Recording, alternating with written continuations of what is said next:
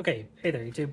I wanted to make a video showing some things I learned after getting some KZ in-ear monitors. Uh, I wanted to go over some stuff around kind of the build quality for these and some stuff that I didn't really see when I was searching for YouTube videos for this kind of stuff for myself. So I have two sets of these in-ear monitors. I'll kind of go into these in a second here. But I think the first thing is just for some context on here. So the way that I'm using these in-ear monitors is I play live with an electronic drum kit. And so I use these so I can hear my electronic drums while I'm playing out live in a live scenario. And the reason I bring that up is because playing drums, there's a lot of kind of arm movement up and down when you're going to hit stuff. That may not be as much of an issue for other instruments. So that kind of colors some of what I'm using it for here. So with that out of the way, so the two sets of in-ear monitors that I've tested out so far from KZ are these ones. These are the first ones I got. They're called the ZSTs from KZ, and then the newer set I got is these ones. They're the I think the ZS10 Pro or something like that. I'll make sure to include the actual name in the video as I'm going through it here. So I started out with these ones, the ZSTs here, and they're okay, but I ran into several problems with them over time, which kind of led me to switching over to these ones. So I wanted to kind of go through those problems here because none of the stuff was really kind of obvious to me before I kind of bought them and tested them out.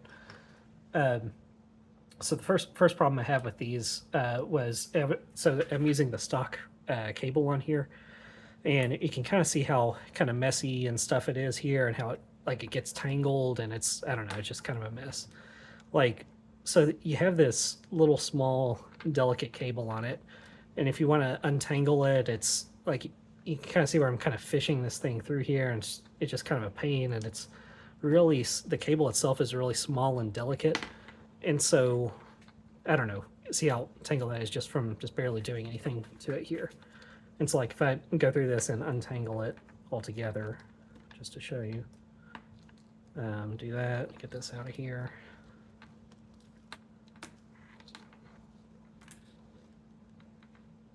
I think I accidentally knotted it up a little bit.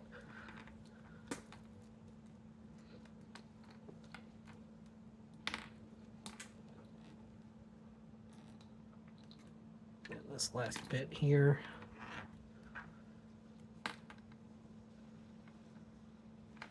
There we go. All right, got it untangled here. So now that the cable's untangled, let me just kind of drop it down here and then kind of pick it back up and work with it again. So it didn't do too bad that time, but a lot of times what will happen is I'll set it down in a spot, and these pieces will kind of get the over ear part kind of gets tangled up in here, and then I'm moving it around, and then see the wire kind of wraps around the in ear here. I don't know, it just gets to be a pain to work with, for me at least. This cable was. So that was one problem I had with this thing. Now, of course, you could switch that by swapping out the cable, but I had some other problems I'll get into here in a minute. So that was kind of the first thing. It's just like a small, fragile cable, and it has a tendency for me to get tangled up. So the second problem here with this cable. Now, I've had this set for a few years, so I'm not sure if this is just a case of the cable being old or if this is a fundamental problem with this cable. I'm not 100% sure on that. But the problem I ran into eventually was, let me see, make sure that, yeah, there you go. So I was trying to make sure it's focused there. So here's my in-ear monitor, and here's the ear loop on it. This can rotate around here fairly easily. So I can, without any force hardly at all, I can take this, move it around, move it into whatever position I want. Likewise for this one's a little less loose here. But the problem with this is so let's say that happens, or maybe it goes in the other direction. Because of this loose connection here, the ear, this could be like my left side ear right here. But if it gets rotated around here, now it kind of looks like it's my, is it still the left side, or I don't know. It gets, because of this loose cable connection, it's hard to tell at a glance for me, like which side each of these ears goes on. And these things may not seem like a big deal, but the thing where it matters more for me is if I'm going into a live scenario, I want to just pick up a set of headphones and put them on and not have to worry about like coming in here and like, is this thing angled correctly? And is this actually the left side or the right side? I don't know. Maybe it got twisted up in travel, and you know, like just pain points like that. So it's like going onto a stage and having to worry about that, and having to worry about, oh, this thing got tangled up a little bit here. Let me untangle it, and just very painful points in my experience. So that's another piece. Is this rotation piece here. All right, so another issue with the ZSTs here, if you can see here, the connector on it, it has 2 pins right here, and then if you can see the in-ear monitor, it has just like a flat spot that you put it in here. So you take the 2 pins, insert it in, and that's that. Easy enough. Now, the problem is that I ran into, so the pins here, they're directly exposed on the cable, and they go directly into this kind of flat spot on the in-ear monitor. So the problem I hit has been sometimes like this connection would get a little bit loose, and so hopefully this shows up on the camera here. Like if this is like maybe halfway out, now you've got a point where it's very easy to bend these pins right here. So like all I gotta do is just like put a little bit of pressure upwards or downwards on these pins here, and the pins can get bent out of shape or break or something like that. And that's because of like the way that the pins kind of connect. They're just directly exposed, and they go directly into this spot here. So that seemed not so great. That was another issue. Another issue I had with these, again with this cable, was this uses a right angle jack on it for the cable, and this is my headphone amp here. So you pop it in here.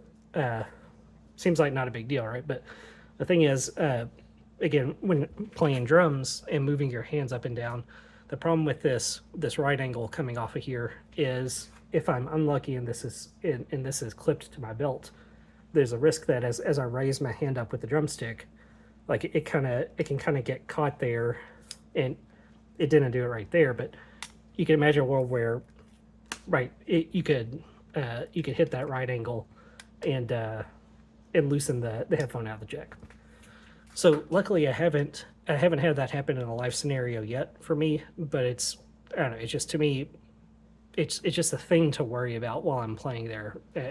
You know, and ideally I'd like to not worry about it at all. So yeah, I think those are the main issues that I've had with these so far, with these headphones. So to fix some of that, you might be able to get a cable, like a replacement cable, that uses the same 2-pin connection here. I'm not sure, but what I ended up doing, I switched over to their I think it's the Pro X10 model, I think, something like that here. So these are the ones I'm using now, and I wasn't so much trying to do it to improve the sound quality as I was trying to fix some of those cable issues and just make sure that I have a very reliable cable and connection, and that things are not going to break on me mid-set. Because actually that's what happened with these ones. Was I was in the middle of playing a set one time, and the 2-pin connection just kind of fell out, and I lost my ear while I was in the middle of a song. I lost one of my headphones, so that was not good. So anywho, so what are the differences on these ones here? So they use a different connector type. So it's the first thing. So if I open this up, so if you can see here, the so on the ZSTs here, the 2 pins just go flush into the housing of the in-ear monitor, whereas on the Pro X's here, there's this little kind of like plastic housing that goes around the pins here. So instead of me taking the 2 pins and putting them directly into like the body of the in-ear monitor on the side of it, Instead of that, it goes into this kind of plastic housing which has two kind of tunnels in it where the pins go into. So you have that to start out with, and then the second piece where the in-ear connects here, you still have the 2-pin connection, but it's protected by this kind of a plastic round kind of housing around it, so the pins are not like directly exposed to the outside. So if I was to like put some pressure on this, it's not going to bend the pin itself. And that also makes it so that right here, if you can see where I'm connecting it, so I push the pins into the housing. So now, like, let's say that I put some pressure on this in this downwards or upwards here. So now, instead of it being that the pins are directly bending against the housing, like the in-ear monitoring, that kind of edge housing there, instead of that, it's the plastic here, the plastic surrounding here is bending against the plastic housing on this kind of protrusion here. So I believe that should, put less stress on the pins and make them more safe and less likely to accidentally bend out of place and get damaged. I'm not a mechanical engineer or something, so maybe I'm misunderstanding something about how all that works, but so far so good here. So that's the first thing, is just that whole piece with the pins bending and such. So second piece, so again on these ones I have had the issue with this kind of rotating connection here. So far on these, they don't rotate. They have a memory, and they kind of if I try to rotate this around, it's going to fall back into the correct position for me. So that's good. So that's worked so far. Hopefully that'll continue to work and won't wear out over time or something like that. But so far it's working okay. The other part, this cable here, it has a straight jack on it. So if I plug it into my headphone amp, so now if I have this clipped on my belt, and again, if my hand or my stick comes up, it's not going to rub against a right angle here and potentially pull the headphone out of the jack. So that's good. So that problem's kind of solved with these. In terms of the cable tangling, so the cable I have here, this is an upgrade cable from KZ, but this clear one here is the stock cable that came with the Pro 10 with these in-ears, the newer in-ears. So I decided to pick up the upgrade cable just to test it out, and it seemed like it'd be a little bit nicer. So the stock one that they provide, sorry, I'm going to untangle it here first.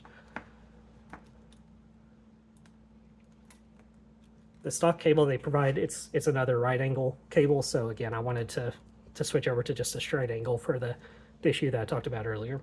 But other than that, this one, to me so far, this one has felt a lot much nicer quality than the ZST cable that I was originally using. This one feels a lot, I don't know, more sturdy, less kind of spindly and flimsy and stuff. But I don't know that's a massive difference, but it's an improvement to me.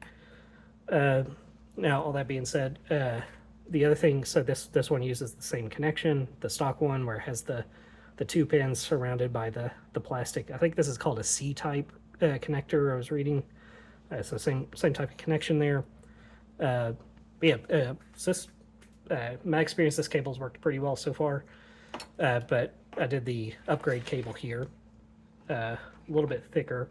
And really the only main difference, I think, between this and the stock one is I like the straight connector instead of the right angle. And then also this is it's definitely a little more hefty, has some weight to it. It's like if you kind of look at the thickness of them compared to each other. So here's the stock cable versus the upgrade cable. And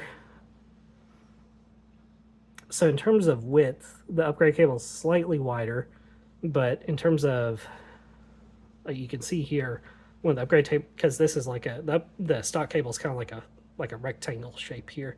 If you rotate it on its side, you can see it's pretty thin compared to the upgrade cable.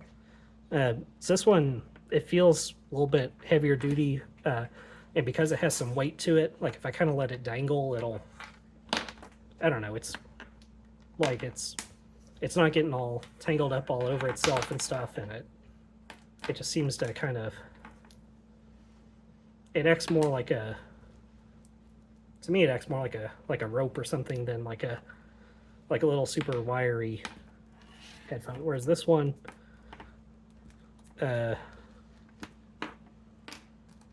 see, it's like it's kind of getting all tangled up and stuff, and it's, I don't know, it works okay, but it's, I don't know.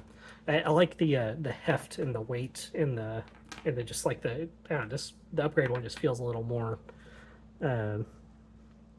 solid, I guess, to me, and less likely to get super tangled up. So anywho, I think that's about it for now. Just wanted to share all that because these kinds of details around like how the cables are and the in-ears are kind of constructed and put together, I wasn't able to find it. I was able to find a lot of reviews of like the in-ear monitor quality, like the sound quality and stuff, but some of these more fiddly details about like the construction and how it might play out in a live setting, I didn't find a whole lot on. But yeah, that's about it. Thanks all, and see you later.